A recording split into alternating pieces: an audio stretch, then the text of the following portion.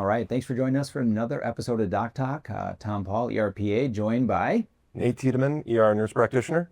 I am Toby Kummer. I'm the medical director for Emergency Ultrasound at Mayo Clinic in Rochester.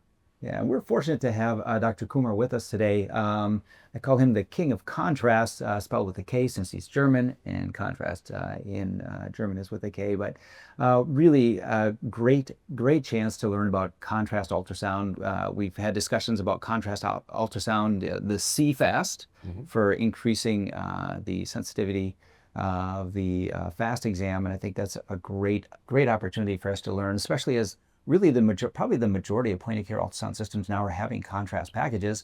But I'm an echo guy, and as interesting as doing FAST exams is, that's just a gateway for me to do cardiac ultrasound. So today we're going to talk about contrast echocardiography. And really, when you go to the echo lab, I mean, probably almost all people are getting contrast. So why are all of them getting contrast, Dr. Kummer?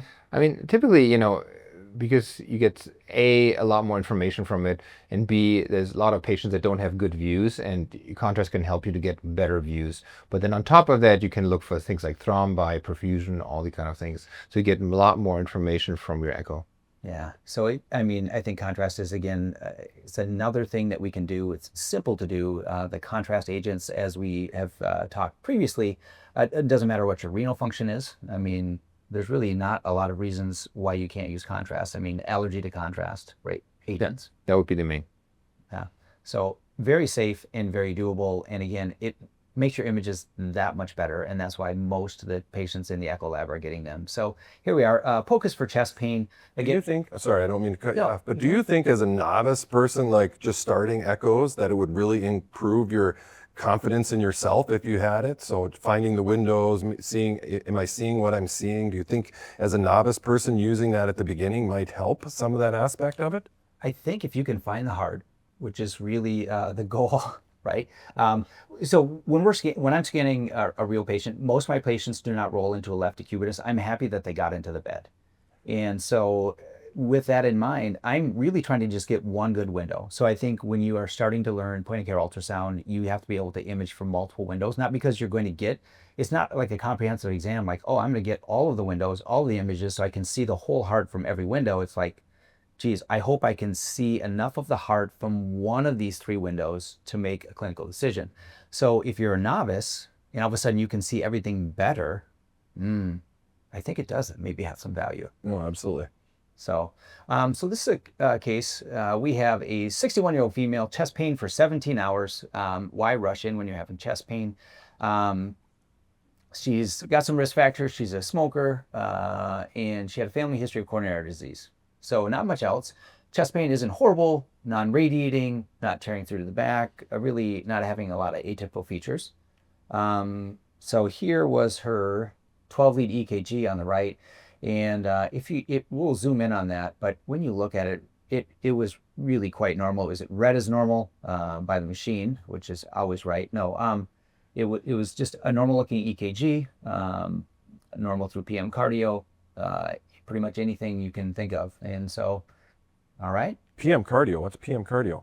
Just an AI-based tool that you can use to help identify really, I think the value is in the occlusive myocardial infarction. So the always, yeah, instead of the STEMIs, but it's just another tool.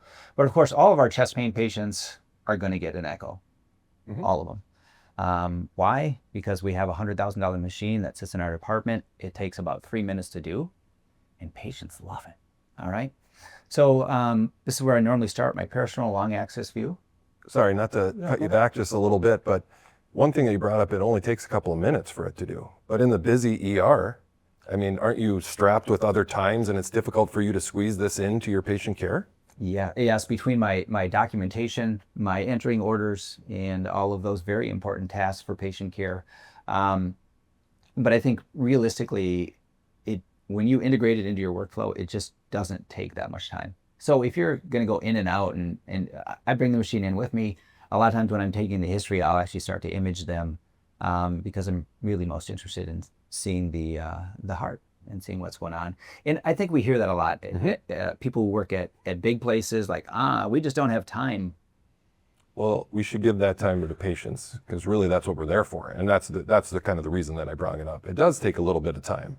But if we can improve their diagnostics and their diagnostic capability with something that's that easy at bedside, not invasive for these patients, and something that's so important, and we can find out much more information with these patients, I think it's paramount, and it should push aside our documentation and order setting time, because this is the assessment. We're truly finding much more information than a lot of the other stuff that we can do for these patients. And I did learn how to auscultate at the Mayo Clinic, so I'm probably a better auscultator than most people. But the reality is, auscultation is really not very helpful. Most very sick hearts sound a lot like healthy hearts. I mean, you work at a busy place, right?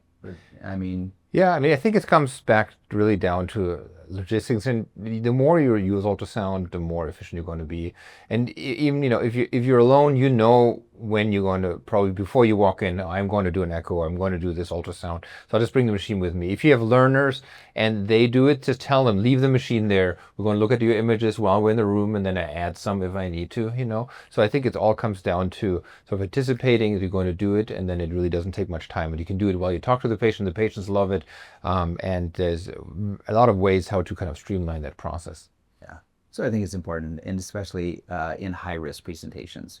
So this is where I start most of my exams. Peritoneal long axis view of the heart, right? So we kind of see the pericardium. The RV is up here somewhere, and we're into the LV here. We see the mitral valve a little bit, aortic root, aortic valve, left atrium, descending thoracic aorta, but certainly suboptimal.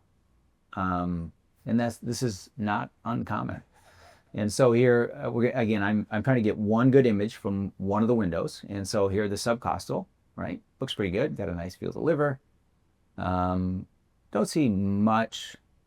I think function probably doesn't look too bad. Right heart function looks okay in that view.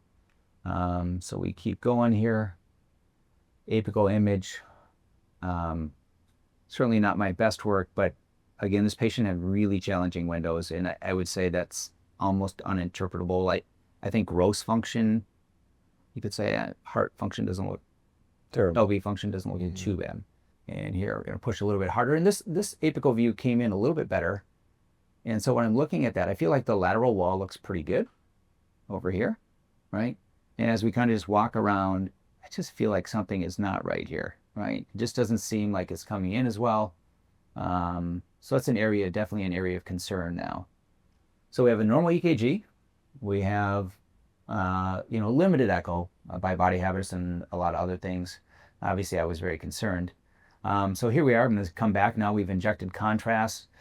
So with the contrast imaging, again, you have to have a special package. And then we keep contrast in our department. And so it's really not hard to do. Patients need an IV. And you turn it on, you get your peristernal image here again. So let's take a look at that. So peristernal long axis view. So now we can see a little bit more of the right heart. We're seeing again along the LV. I'm probably a little bit low here, but this is where the window was. Far field is, as I learned today, if I should have turned up my MI just a little bit. All right, right there we get that far field coverage. But really that's what I'm seeing. And I'm trying to go back to the area I saw before where I was concerned about. It just doesn't seem like it's thickening as well. And then we're going to come back. And now I've moved ahead to the apical window, and we're going to take a look again. Those are great. And so as we look at that, it just becomes much more clear with the contrast involved, where we see this apical wall motion abnormality. And kind of a hinge point here, and maybe one out there. But it just highlights everything so well. And it just makes the diagnosis that much easier. Yeah. So now we have it. Right? Yeah, and I think this is exactly what it's for. Basically, you get not good views, you have a suspicion. You use it, you get a lot more clear views, and you get your clinical answer. Yeah, and I mean, I don't feel like if you can get the cardiac images, right, just normally B mode images, adding in contrast, it just makes it easier. Yeah. And it has a lot of value. I think people think it's outside of the purview of emergency medicine. Getting good. I mean, there's a reason why they do it in the echo lab, and that's what they do all day long. And these people are rolled up in a left lateral decubitus. They have like the best equipment. Why not offer them the best in the most acute setting that we have? So it's similar to like when you RSI someone, make your first chance your best chance and do it all. Same thing here. Yeah. And it's why not? It's readily available. It's exceedingly safe, as we talked about before. and it's really not that hard to do, but it's just allowing, essentially disseminating this knowledge. And Dr. Kummer's really worked hard, I think nationally and probably internationally, as far as abdominal contrast, cardiac contrast, and just letting people getting the word out. And there's so many different applications, but this was a great case. And of course, here we are. This is 2025, so we find this wall motion abnormality. We have a normal EKG, and now I'm waiting on labs. Okay, first troponin within normal limits. So this high sensitivity, 5th generation troponin. But I'm going to transfer this person. All right, I have ischemia. I can easily send these images to cardiology, and although they were quite impressed with these contrast images, they still had no beds, so they turned me down. So I got to sit on this patient longer. So I got a 2-hour troponin, which is uncomfortable. You're calling multiple hospitals. You're sending these images. They're like, oh, that's a great image, but we don't have a bed. And eventually we did get a bed, and the trope came back at 200, but she ended up having an LAD lesion. Again, just allows you to move these people along, hopefully faster if you can find a bed. But it's just one more thing that we can do to help people out. Any other thoughts on the contrast echo? No, I think it's a great case. I think, it's like anything else. The more you do it, the better you get at it. And but it gets I always say, you tried your tricks that you can do, but there's so many patients because they cannot move to a different position that we can't get images, and these are the patients that you should do it on. And you're supported by other things. The American Society of Echocardiography is said for critical care and emergency settings. These are exactly the indications, to make a suboptimal echo optimal. Mm-hmm. And really, I mean, so you have you need a contrast agent, whichever one you're going to use. Yeah. Most facilities are doing echoes. Ours, once a week, we can get a formal echo. So this is not a patient that's going to wait, or you're going to want to wait. So most places have the contrast. When you purchase your next system, hopefully you can get contrast on it, and I would highly recommend it. You might not be doing it now, but it's coming to an ER near you. We're going to present more cases on it. And then it's just injecting a little bit and getting familiar with the knobology and how to do it. Yeah, and the volumes are really small. People are surprised. We're talking about 0.3 ml, maybe 2 ml maximum for some of those, but it's really like less than 5 ml, and it's unbelievable how many bubbles are in there in this little space, and then kind of distribute, and they're everywhere. Yeah. So we appreciate your work on contrast. We look forward to hearing more cases about it. And here we are trying to do what we do best, and that's elevate care at the bedside with the integration of point-of-care ultrasound. Thank you. Thank you. Thanks. If you had enjoyed our topics and want to learn from us in person, visit our website at hqmeded.com and discover our exceptional courses. Let's elevate patient care together.